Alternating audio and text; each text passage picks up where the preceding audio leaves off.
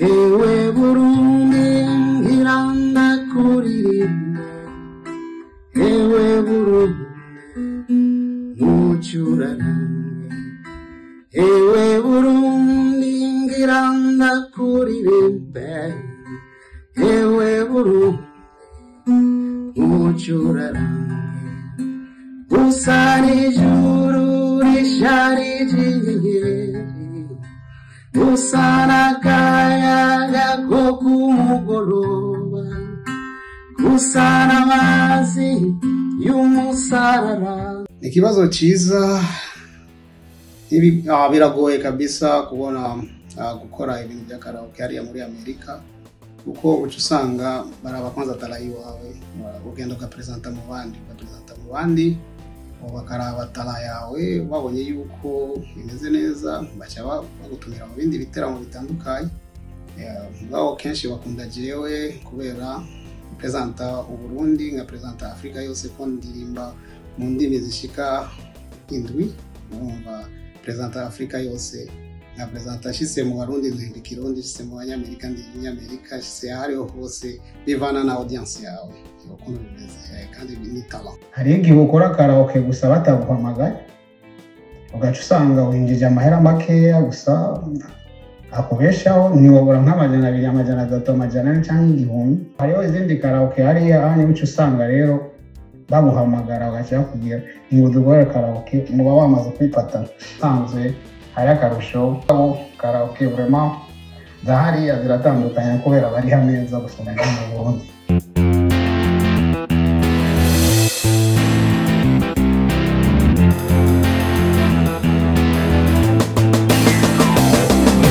Yes, bakunze open mic. My name is Patrick. Ndi kumwe n'umuririmbyi w'umurundi ariko asanzwe mu gihugu ca Amerika, asanzwe atunzwe n'umwuga wo gukora amakaraoke kuva kigenda gushika no yakora karaoke mu gihugu cy'u Burundi, ashitse no mu bihugu byo hanze vya Amerika. Yabanije avuza karaoke, zimwe mu ndimbo akunda kuvuza harimo indimbo z'indundi za kera n'izubu zo mu bindi bihugu. Yes, ndakuramukije, wongera unatwibwira akazina kawe muri rusange. Barundi kazi, nshuti z'u Burundi, ndabaramukije.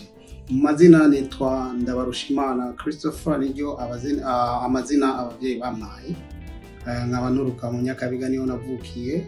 Nkaba ndi umuhanzi akorera akazi kiwe k'amakaraoke n'ibindi biteramo bitandukanye muri Leta Zunze Ubumwe za Amerika. So hiyo biba bimeze gute umuririmbyi w'umurundi akora karaoke mu gihugu ca Amerika?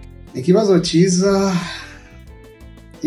biragoye kabisa kubona gukora ibintu bya karaoke hariya muri Amerika, kuko uca usanga baraba kwanza talayi wawe, ugenda ugapresenta mu bandi, bakaraba tala yawe, babonye yuko bimeze neza baca bagutumira mu bindi biteramo bitandukanye.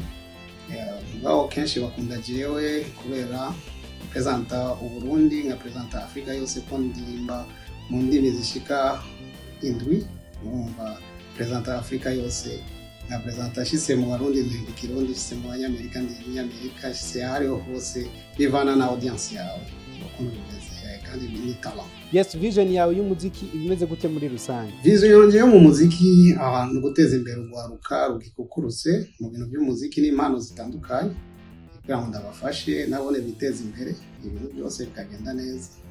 Twarabonye urutonde rwa album wakoze, ariko nta muririmbyi w'umurundi arimwo, kubera iki bimeze ko muri rusange? Ikibazo ciza, muri album yanje wavuze yuko nta muririmbyi n'umwe w'umurundi harimo abatanzania 2, Mr. Blue hamwe na Christian Bella. Ni kubera nta communication nziza yari ihari hagati y'aba manager b'abarundi, b'abanditsi b'abarundi. Sinaronse uburyo bwo kugira contact, ni kubera urumva rero ibintu bitari en contact biragoye. Mugabo hari abaririmbyi b'abarundi dufitaniye vraiment ibintu amaprojet y'umuziki, kandi bameze neza kuko abarundi barabizi, ababitsi bo mu Burundi barabizi. Naho nakoranye n'abatanzania benshi, So hari indirimbo muri kumwe n'umuririmvyi Mr Blue wo mu gihugu ca Tanzania ya impact yagize y'abahiyo canke ino? Indirimbo umbajije ikibazo, indirimbo nakoranye na Mr Blue yatanze impact imeze gute? Yatanze impact nziza kubona yuko abatanzania urazi ko bakunda ibyabo, mugabo bambonye kuva kera nk'isora album ya mbere. Isora album ya mbere niyo batangiye kumenya ko nahuye n'abahanzi bakomakomeye, Mwana FA, nahuye n'aba Fit Q, nahuye n'aba Banana Zoro, nahuye n'aba Master J, uyu producer akomeye. Na album ya mbere niyo nasore muri studio yitwa MJ Record niyo nasohoye album ya mbere.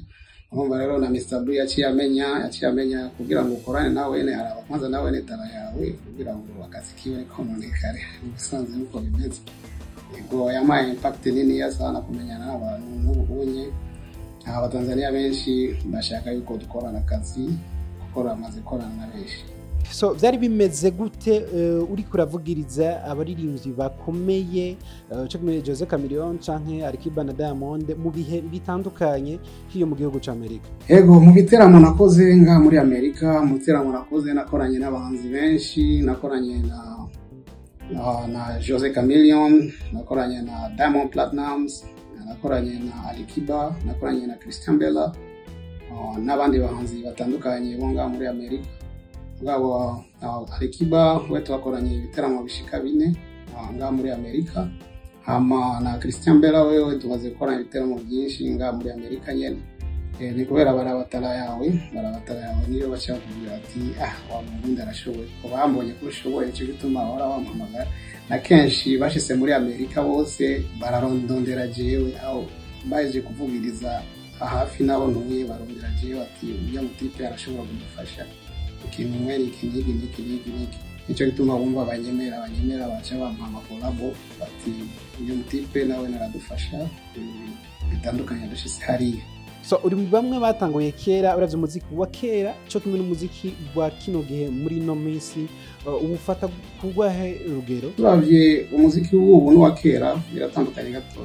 Umuziki wa kera wari ufite akanovera kisangije ko abamiziki ba kera barakora sana ama composition yabo. Niyo usanga rero akomeye sana, ugasanga baricarira umuziki kandi ukumva yuko n'ibikoresho bakoresha naho technology yari nkeya apana nk'ubu wasanga ibintu bimeze neza.